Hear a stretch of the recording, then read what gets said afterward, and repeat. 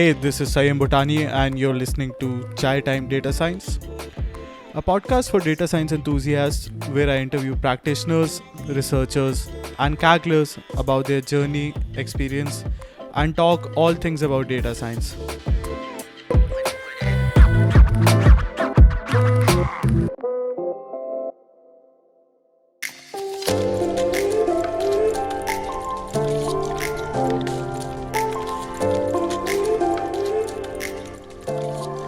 Welcome to another episode of the Chai Time Data Science Show. In this episode, I am joined by one of my friends and peers from the fast.ai community, Robert Bracco. Robert is a fast.ai student and has had a very interesting background. After graduating with a degree in computer science, he went on to play poker professionally for a couple of years until recently when he decided to take an interest in deep learning.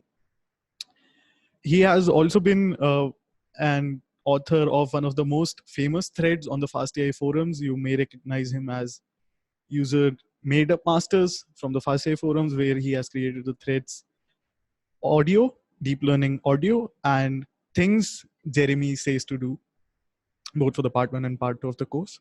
In this episode, we talk a lot about Robert's journey into deep learning, audio, especially deep learning applied to audio, also about the unofficial, quote unquote, unofficial fast.ai audio library to which Robert is a contributor. We also talk about self-learning and online education. This also sets a theme for our upcoming episodes where we take a deep dive into self-learning, how to keep your focus while following an online course, and also a podcast version of quote unquote things Jeremy says to do. So it'll be a revision or a highlight of Fast A Part 1 as well as Part 2. Stay tuned for that and enjoy the show.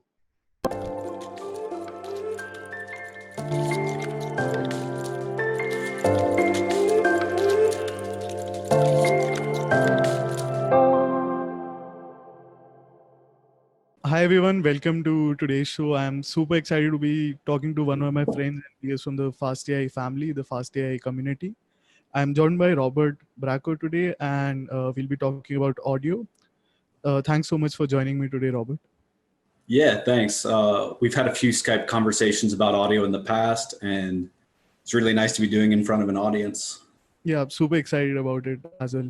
So, So before we get started talking about audio, I know you have a super interesting background. You're not a computer science engineer, what one might anticipate you to be. You played poker professionally for quite a while before jumping into the machine learning space. So could you tell us a bit more about your background? yeah, absolutely.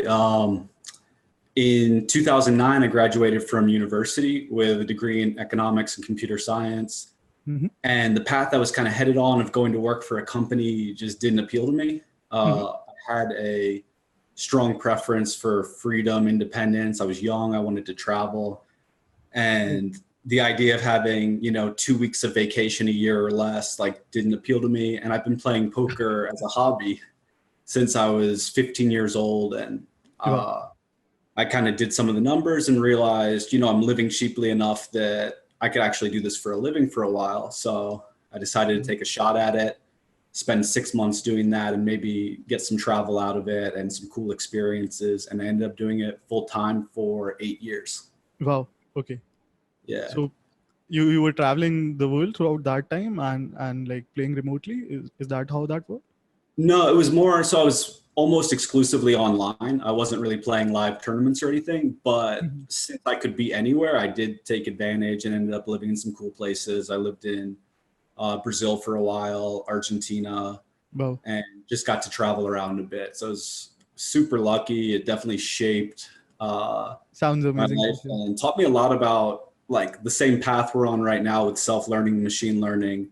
Poker is a similar path. You kind of have to teach yourself. And so I really gained a lot of the skills that I have for machine learning, I think came directly as a result of my experience in poker. I mean, the skills for being able to teach yourself using resources and... and trying to kind of filter through who knows what they're talking about and who doesn't. There's a lot of bad information out there. For sure. Also the discipline, it's hard when I'm sure when you're your own boss. Any day could be a vacation day. You could just take this day off tomorrow. That's the right. week. So to really succeed and thrive, you have to find a way to be consistent and have that balance that, I found challenging for a while. Definitely. And so how did machine learning come into the picture for you? So what caught your interest about machine learning? Yeah, it's actually kind of a long backstory, so I'll try and zip through it. Sure. My interest in getting back into programming started. I was just kind of reaching the end of my career in poker. I wasn't finding it very fulfilling. Mm-hmm. And I ended up moving with my fiance, then girlfriend, to a small town in Brazil to work for an NGO there. And while there, we were teaching and doing some work in the community. And I just realized the massive opportunity there is to use software for education. Even we were in a poor town in a poor state in Brazil. And even in the worst part of town where there was, makeshift housing and open sewage, you could still find in almost every home at least one Android smartphone, which totally blew me away. And I just thought, like, this is an opportunity to, make education more widely available. Like for you and I, in our situation, we're already educated. We're really fortunate and able to Yeah, we're follow lucky enough to be. an advanced MOOC or, just go teach ourselves. But like, I think in the next 10 years, we're going to see that extend to a lot more fields beyond computer science. So I saw that opportunity.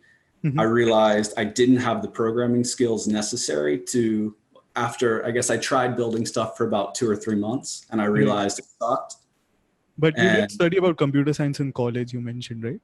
yeah, I did. So I have a background in programming, but honestly, I don't feel like I took that much away from it. I hadn't done it in 8 years. Yeah. I was very, very rusty. And, it was such a focus on theory. They wanted you to learn how to build a compiler before you built a useful piece of software. So I'm it was, fresh out of college, so I totally know what you're talking about. I'm sure a lot of the audience as well is super familiar with this dilemma. Yeah. Got it. So yeah, I looked at the options. There was going back to school, going into debt to get a master's degree. But I ended up taking an alternate route, which is what I saw a lot of people like yourself doing. And that's taking these online courses, self-teaching for free. Yeah. And I think it's a super cool path. And I think we're going to see a lot more people doing it in the future. Got it. So during this period that you were spending in the town, you realized that you could maybe apply machine learning to help out the students? It kind of came in a little bit later. I was trying to build just normal software. And what I realized is that there are certain things where normal software just wouldn't cut it. You couldn't take the human out of the loop. And I realized there's never going to be enough teachers to be on the ground in these places to do the work that I was doing one-on-one. So I realized that the potential existed for AI to fill that gap. One example, and this kind of segues into audio a little bit, is pronunciation. If you're a non-native speaker of a language, it's really hard for you to tell why your pronunciation is bad. You need an expert who comes in and listens to what you're saying and says, oh no, you should be saying it this way, and kind of guides you through the tricks of doing it. And that's the type of work I was doing on the ground in Brazil. And I realized that AI is completely capable of telling the difference between two sounds and then supplying instruction. So I realized that AI was going to be a lot more flexible than other forms of software. I jumped into a few courses. I was taking, I wasn't really sure what direction I wanted to go. I took a web programming stack called CS50. I took intro That's to algorithm. one of the most amazing courses, I think, for beginners.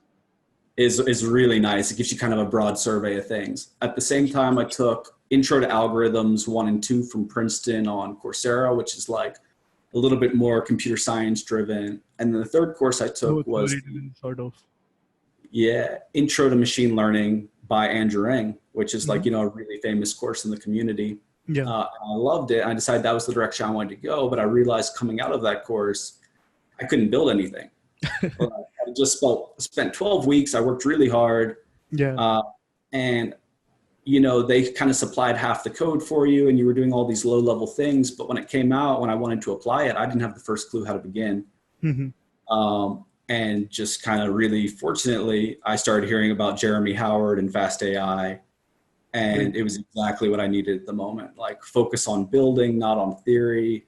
The top-down approach, as they call it.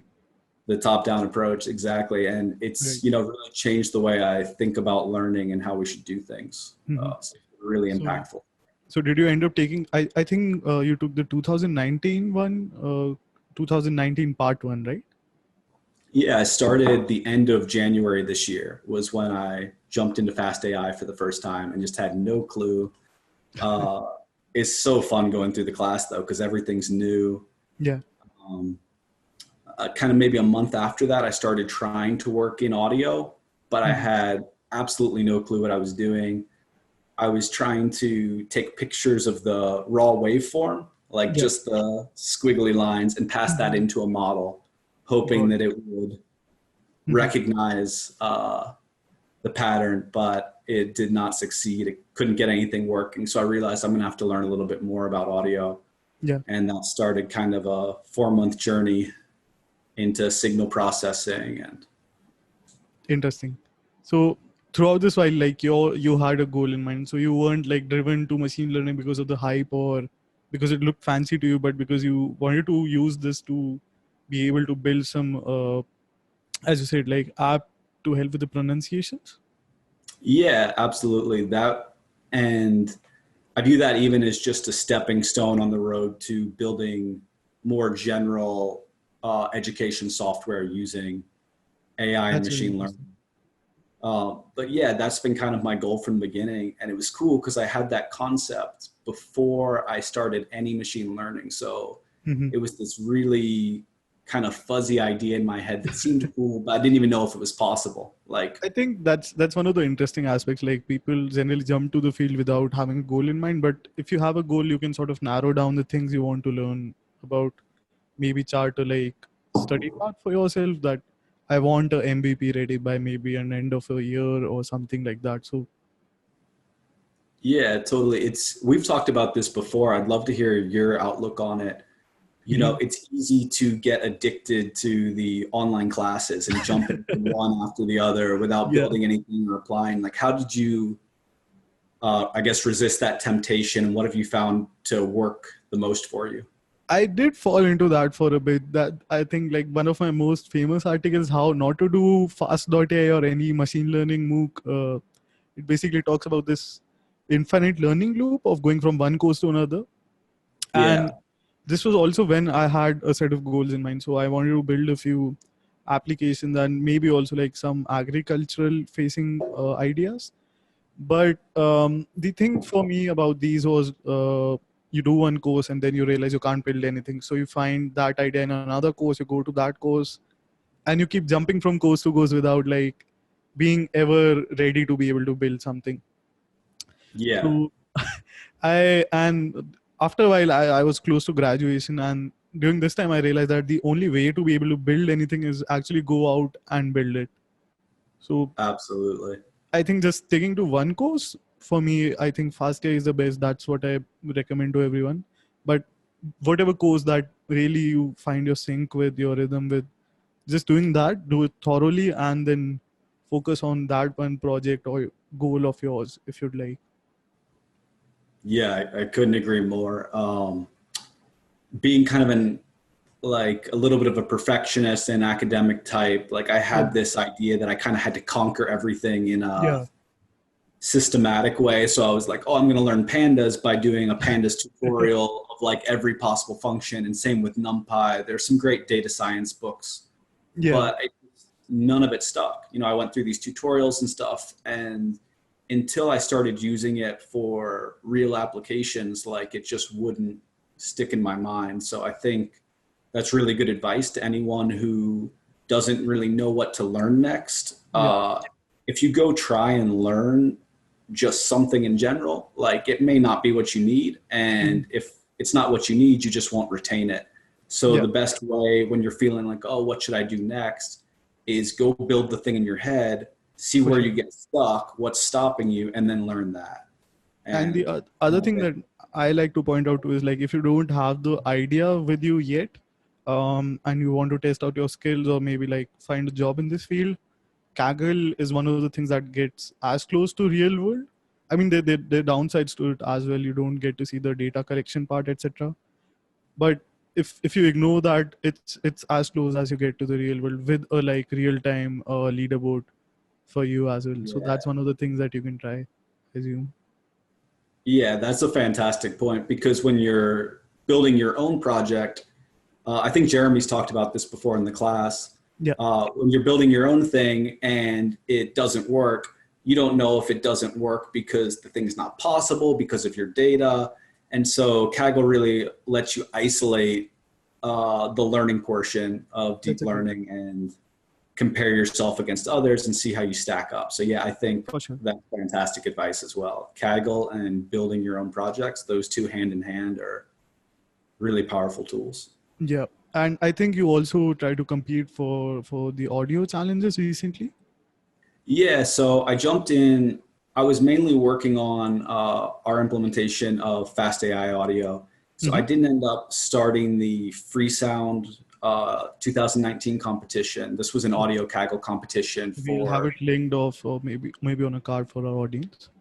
Okay, cool. Yeah, it's like a scene classification. So there are just various audio scenes happening, maybe dog barking or explosion, gunfire, bus, and you have to classify the scene based on the audio.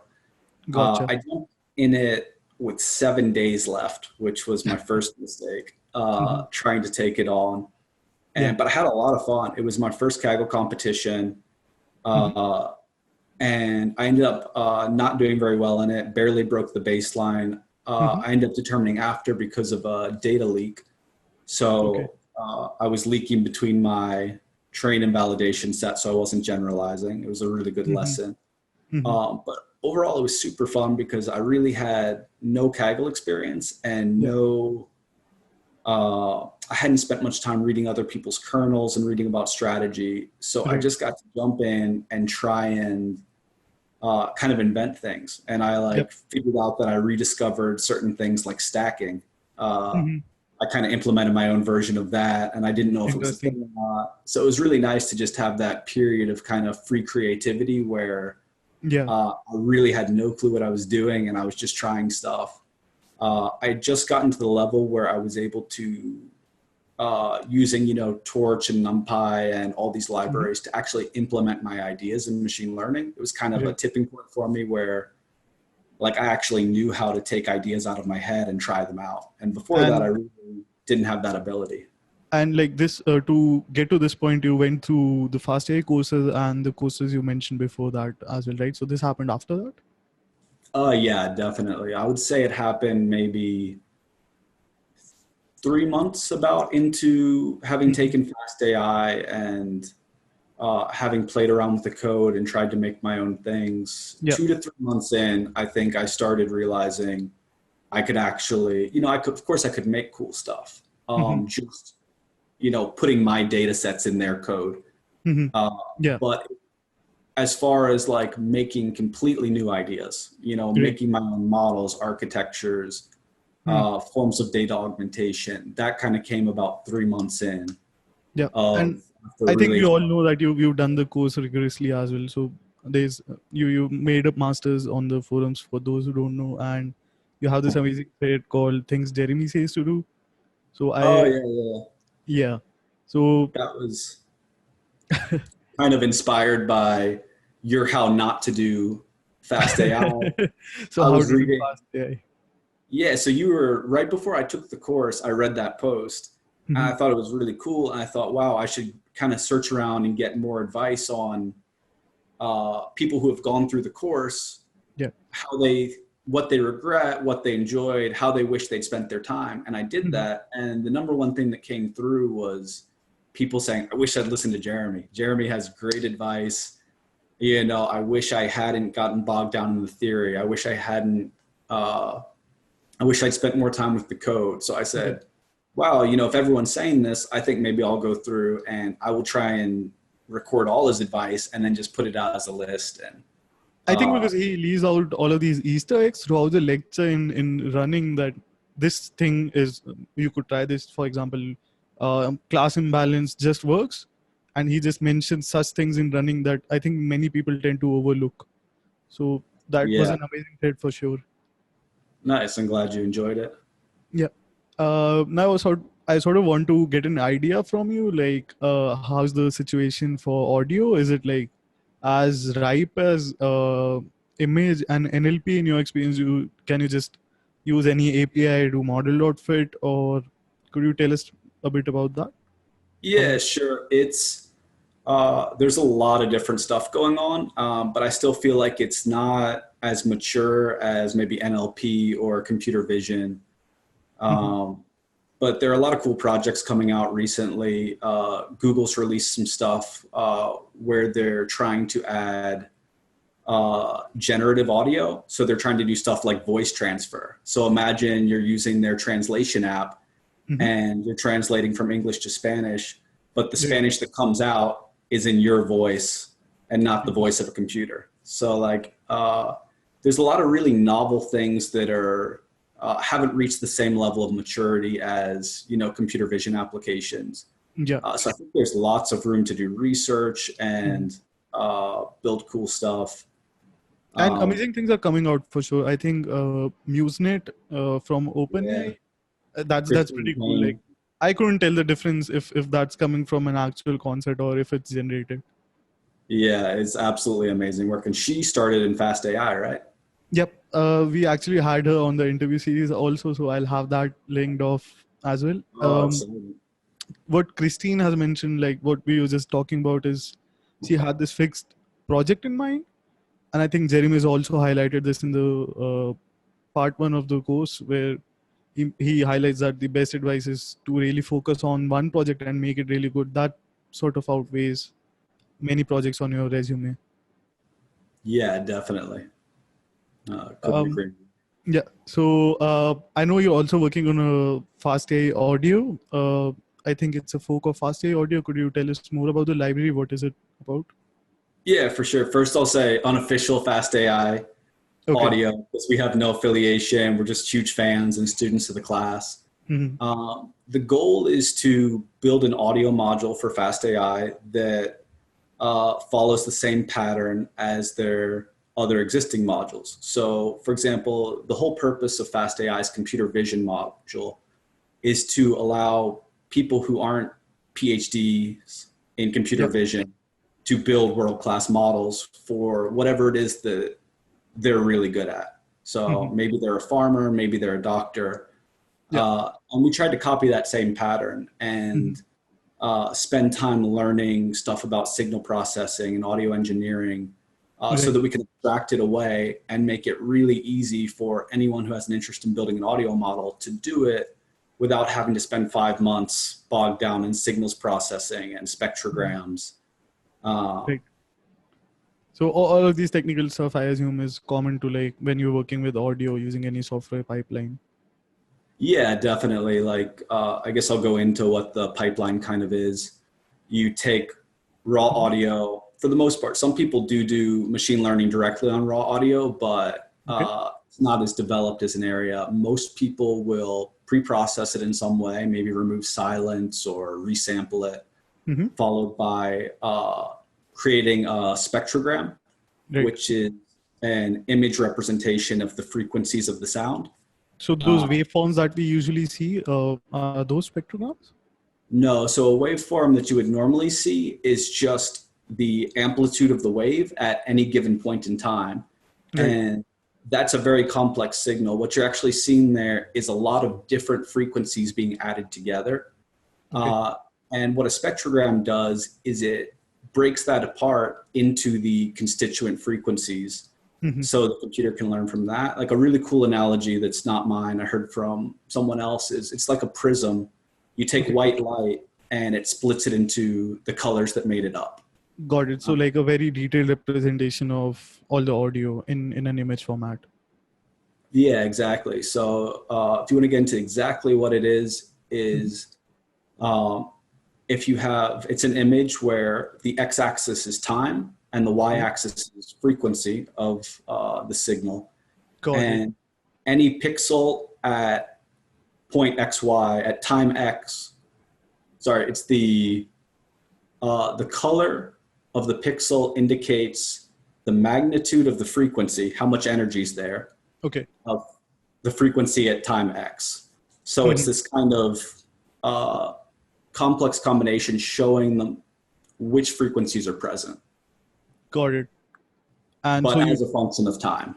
Got it. So you take the audio, you maybe pre-process, remove the noise, etc., and then convert this into an image or the spectrogram. Exactly. Yeah. And this is the most common approach. And from there, it just gets fed into a Standard typical CNN model. Yeah. CNN. We mostly use ResNets. We found dense nets to be very good as well. Although, quite slow because they're deep and dense. But I'm really surprised that even ResNets work pretty well with these. I don't think ImageNet are you using pre-trained models for these? Are you using transfer learning? So yeah, it's been shocking to me. You would think that something that has nothing to do with spectrograms like ImageNet wouldn't help with training, but it actually helps quite well. It speeds up training just the same. And I mean, it makes sense because those early layers are just, recognizing basic features like directions of line and shapes that can then in the later layers be used to analyze spectrograms.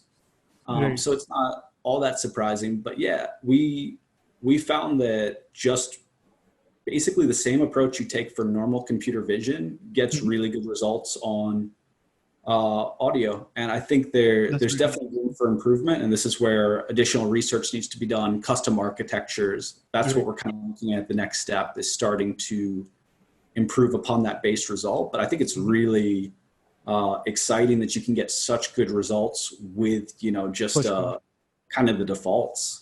And is it similar to image, or does the transfer learning part where you unfreeze the model take longer to converge because the target image is sort of different, or is it pretty similar to a standard image task?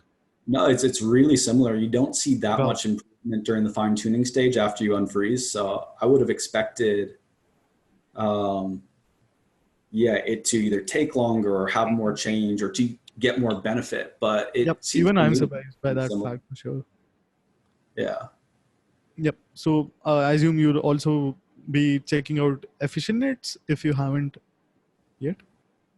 Sorry, what's that? The efficient net that's just come out from, I think, Google AI research. Oh, okay. No, I haven't played with it at all. Interesting. So they talk about this architecture that's sort of much more compact. It's less heavy than even a ResNet, and it outperforms them on ImageNet. Nice. Do you know if there's a PyTorch implementation that's publicly available? I think there is. Okay. Good to know. There was some chatter around they do so well on transfer learning. So I'll also be curious to know how does it do on audio? Maybe it really shines there. Cool. Yeah, we'll have to get in there and test it out. Yeah. So I also I don't think you have a background in audio engineering. So could you tell us what sort of experimentation and research has gone into this unofficial port of fastai audio? Yeah, definitely. It's been a lot of just playing around and learning and seeing what works and trying to improve upon results. And it's been a collaborative effort. First, it was a few fast.ai students, Tom Mackey, Zach Caceres, Stefano Giomo, basically built a simple implementation that I could not have done myself, doing a lot of the low level stuff, getting everything going. Right. And then I've been working with Harry Bloom to add features on top of that and just kind of make things, add niceties to the library. And from there, using those things, we've been experimenting to see what works for different problems, for speech recognition, for voice recognition, and the different problems. And then again, trying to abstract away any specific audio knowledge that users would need. Right. Similar to the fastai tradition, as you mentioned. Yeah, and it's a lot of just playing around with different spectrogram settings and seeing what works, and Got it. dealing with, for example, if you have clips ranging from 300 milliseconds to 30 seconds, Mm-hmm. those are all going to be different size images. How do you deal with that? Yeah. Do you crop them? Do you take the 0.3 second one and pad it with zeros, or do you repeat it over and over? Mm-hmm. And just little experiments like that to kind of see what gives the best results, and then making those the defaults for the library. That's a great point, because I think like for image, we take it for granted that you can just crop into the image or resize it to whatever, because you're trying to maybe just find a object in the image. But for audio, like the spectrograms, I think become relevant if you can't just crop into it. Yeah, exactly. You can't resize it. You can't skew the x-axis, because then they'd It cease to loses be meaning. comparable because it's a time axis. So, Yeah. um, Gotcha. yeah. And so just for context, like I know you follow the top down approach of fastai. So was it a like code first approach for you, or was how much of theory did you have to read for this? Because I know you mentioned some SOTA-ish results are coming out very soon. We'll get to that part in a bit. But Yeah, to get to this definitely. point. Again, yeah, I want to stress I'm in no way an audio expert, no way an audio engineer. And I just, 4 months ago, I didn't know what a spectrogram was. I was using a guy named John Hartquist who did an audio implementation of fast.ai a long time ago, maybe a year ago. So it was really advanced. And I remember taking his code and trying to copy parts, and I couldn't even figure out how to save a spectrogram. I didn't realize it was just a NumPy array. And I remember spending hours just trying to get a basic model going. So my advice really is the top-down approach. Absolutely, jump right in. Yeah. If I had gone and picked up a signals processing textbook, I wouldn't have made any of this, and I I've would taken still that be course on in doctorate college. before I can guarantee that's very true advice. Yeah, so it was hard for me because I'm a bit of a perfectionist, and it's really hard to know that, probably 10 or 15% of the stuff that I'm putting out there might be imperfect or might be just outright wrong, Yeah. But there's just never going to be a way that you can produce stuff that's perfect. And that's where the community comes in. So I'm always running stuff through the fastai audio thread that we maintain. And people who are way more experienced than me say, I think you're mistaken here. Like, this would be a better way of explaining it. I just take that, add it to the guide, give them credit, and we keep improving incrementally, and I learn a little bit. So I think if I had waited until I was an audio expert, I don't know that I would ever be an audio expert, because it would be really demoralizing to not be building stuff. Building stuff is what keeps me energized. And That's great advice. Also wanted to ask about since you mentioned the community has played a really big part for you. So how have you looked at the community? How have you approached this learning through peers, if you may? Yeah, I think just not being afraid to ask questions that might make you feel kind of dumb. I hadn't worked on any open source projects. My method as of 3 or 4 months ago for maintaining backups was to just make a copy and stick it somewhere. I hadn't bothered to really learn Git, and find someone who is experienced and will help walk you through the kind of harder parts of it. So for me, that's been Baz on the forums. We have a Telegram chat where we work and discuss features, and he's really walked me through the proper way to use Git to maintain a repo, to do code review. And I felt like a bit of a burden on him at times, but it's been really good for me. And that being said, we would love contributors to fastai audio. We're totally open.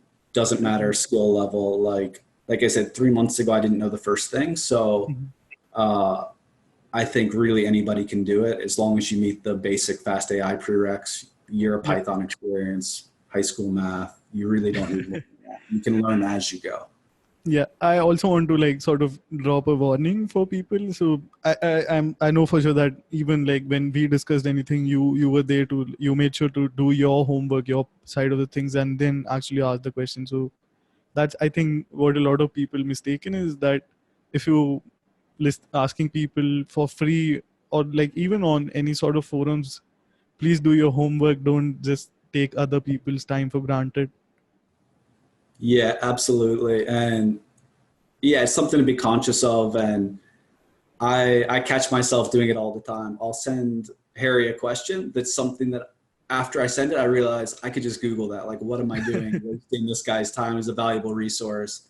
So then I'm like, I just delete the message and then go figure it out myself. But if you get really stuck, and you're going to go down a 2-hour rabbit hole that's not really going to lead anywhere, just to get unstuck from a bug or something, having someone there who can save you that time and frustration Yeah. and just point you in the right direction is invaluable. So Mhm. I definitely recommend working with the community and finding someone maybe one level above you and one level below you, and trying Makes to sense. bring the person one level below you up and trying to bring yourself up with the person above you. Because I found that teaching for me has done more than anything to solidify the concepts Mhm. that are kind of fuzzy in my mind. So Got I it. really think that's just as important. It's not an altruistic thing. It's for your own learning sake. Find someone who is one level below and just try and offer them help and guidance and make I their think it path. also helps you keep a check on yourself. Sometimes you assume that you know something thoroughly, and when you're trying to help someone, you realize that even I don't understand what I'm trying to explain. So that's always Yeah, an experience, even for me. absolutely. So you mentioned you also welcoming open source contributors. So could you tell, like, how can a beginner who has no idea get started with the library right now? And Yeah, regard. to get started, we don't have a pip install set up yet because Mhm. we're still kind of breaking things, and we're trying to slow that down. But I would Still in the say, alpha stage, you would say? what's that? Still in the alpha stage of the library, if you may. Yeah, I would say we're kind of graduating into a beta stage, and we're not super concerned about breaking things at the moment. And because, as you know, fast AI version 2 is coming out soon. Yeah, So we're going to have to refactor the API anyway. for sure.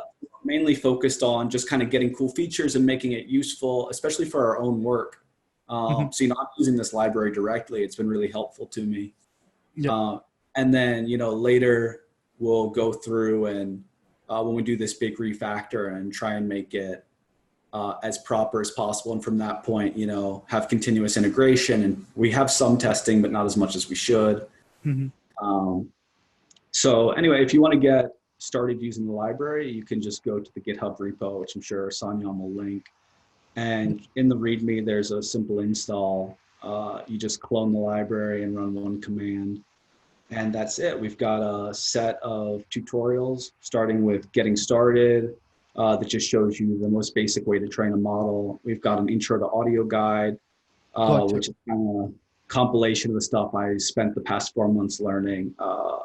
That's kind of scattered throughout the internet. I wanted to bring it together in one place in a Jupyter notebook where you could play around and really get a sense of how things work. Mhm. Then we have a features notebook, which just is everything the library can do. Yep. And then releasing soon, we're working on a couple notebooks related to Kaggle competitions that will walk you through simple models that, they're not large ensembles, they're not doing fancy things, but that are getting good results. So we're excited to share That's those as pretty well. amazing. Even I'm excited about that for sure. Yeah. Also wanted to share with the audience that we will be doing a screencast very soon. So maybe by the time this podcast is out, the screencast will be out as well, where Robert will be presenting all of these amazing notebooks that he's just talked about. Yeah, definitely. And oh, go ahead. Yeah. So could you also tell us, like, how could we support the framework, or what all other areas can one contribute to right now? Yeah, definitely. Having users and feedback would be, a great first step. So if you just want to take the library, try it out, especially build something cool would be great. But and then just get back to us with comments, bug reports, feature requests, and yeah, an extra step would be if you want to contribute. We've got a Telegram thread going Mm-hmm. or chat just for audio, and then we also have one for development. So you could Okay. hop in there, participate in the fast AI audio thread. That's been something I've been really happy with. Is I started it maybe 4 months ago, and we keep a list of resources of great learning stuff at the top, and then we have a chat going about new developments in audio, what we're working on, and that's been my main source of kind of new learning and finding people. So it's a great thread. Awesome. We'll also have all of those linked below. So I know you mentioned in our offline chats that you're also working not just on making this like state of the art, but also on making it optimized, refactoring constantly. So could you tell us a bit more about that, and also like what immediate features will you be rolling out that you're excited about? Yeah, we're just trying to make everything as easy as possible and as Mm-hmm. fast as possible. Mm-hmm. I really subscribe to, I'm not sure how to pronounce it. Is it Radek? Radek? I'm not sure either. He made one of the points that's been the most impactful to me, and that's that if you are spending more than 30 seconds waiting for something, Yep. you're just going to get distracted and your day is going to go downhill. So we've spent a lot of time really trying to make things fast, make things smooth, so that you can stay in your pipeline and not have to implement something yourself that is going to take a lot of testing and then running and waiting and debugging. That'll kind of get you off track. So you can keep focusing on building what you want to build. The essence of prototyping, really. Yeah, and just helping with that. So we're constantly adding new stuff in, and it's kind of a really fun iterative loop where I try and build stuff and then I realize, oh, this would be a really useful feature. And then I go work on the library for a while, make a pull request, go back to building what I'm doing and move on. So that's kind of the development process. And features I'm excited for that are coming up. There's been a lot of research lately in audio into doing augmentation directly on spectrograms. So instead of like the traditional way, I guess, is to augment the actual signal, the audio itself. Yeah, To, that's for how I would example, imagine. add white noise, and then you generate the spectrogram and then you feed it to an image model. The problem is that you can't do that as quickly because then you have to regenerate the spectrogram every time, which Makes is a sense. bit time consuming. And our Also, like library, generating that audio, like writing a pipeline for that would again like be some resource and time consuming process, as I would imagine. yeah, it adds in quite a significant amount of time. And so there was a really groundbreaking paper released this year in April by Google called Spec Augment, which is where they found that basically just putting blank bars vertically and horizontally on the spectrogram, like as simple as that, just blocking out information similar to cutout, got them really good results on speech recognition. It got them new state of the art on a few very highly competitive data sets. And so we've implemented that and we have a working version, but I like the idea of doing all augmentation on the spectrogram. So basically being able to add white noise or remove noise by doing math directly on the spectrogram That's super interesting. is super interesting to me because it would just be fast and efficient. Right. And I'm sure you must be making sure that at least on the image side of things, these happen pretty fast compared to how it would be adding it to audio. Yeah, definitely. It is faster because it allows us to, again, have the caching and not have to regenerate. But like, I'm really new to this stuff, so I'm total amateur. Optimization of PyTorch is, a constant struggle. I would really love to see some more advanced people to get involved. Like, I can't imagine if, say, like Jeremy and Sylvain just got their hands on this and just did what they do. It would be amazing. Like, for sure, I can. I know my limits, and I know there are people out there who could take this to the next level. So that's actually what I would love the next step for this. Yeah. So if you're listening to this and you sort of mildly interested, please go ahead and check it out. You might also help Robert achieve some state of the art goals. You never know. Yeah, definitely. Like I it's been good to work with this and be a contributor to it, but I feel like no ownership over the library. I want to hand it off to people who can make it something, really, really useful for people working in audio. That's amazing. Also you mentioned this great advice from, I think, Radek, that as he calls it, the curse of control plus T. So if whenever you're prototyping, if it goes beyond 30 seconds, you are bound to press control plus T, then the internet is your distraction. Yeah. So before we conclude, could you share any advice for beginners who are, even intimidated to contribute to open source, or like intimidated by machine learning to get started even properly? Yeah, there's a lot, man. We could do a whole podcast on just that. I would say consistency matters above all. Just, it's better to put in a little bit of work each day than to kind of go on and off it for weeks. It's really hard to make progress if you burn out. Right. So get to know yourself and what really drives you, and then use that to build a consistent work habit. I'm a big fan. We've talked about it, the book deep work. Yeah. The idea for intellectual work that's really exhausting. You can working in short, intense bouts, and then letting go of work entirely and going and living your life. So some of my most productive periods, I'm working usually 8 a.m. to 2 p.m. at the latest. And then I stop and I go do other stuff. I hang out with my fiance, I go exercise, I go cook, and I come back the next day and I'm just ready to crush it again. I'm hungry. Whereas if I, after 2 p.m., if I'm like, oh, let me check on this model. How's it doing? Oh, it crashed. Let me try and fix it. And I just let those little drips interrupt the rest of my day. Yeah. I come back the next day, just not the same. And I feel like if I limit my hours and work really intensely and don't accept any interruption, I get more done working 5 hours a day than 10 hours a day if it's a kind of open-ended form. So that's been really helpful to me.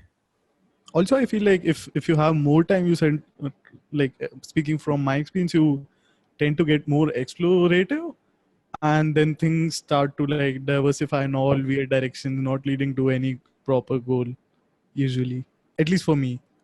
Oh, definitely for me as well. Where just being certain tasks can be tempting when you have unlimited time. You can say, oh, I should do this. But when your time's really limited, you actually get that tough decision where you have to choose between two things. And in that case, you're going to choose the kind of more beneficial one, the one that's going to lead to the outcome you want. Definitely.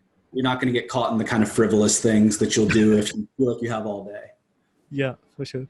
That's great advice. So thank you so much again for joining me today and taking the time out for the podcast. We'll have all of the links in the description for our audience, and looking forward to the future releases of Fast AI Audio, the unofficial port. Yeah, definitely. Thank you for having me on, man. It's been really enjoyable to just chat all things machine learning. For sure, likewise. Okay, cool.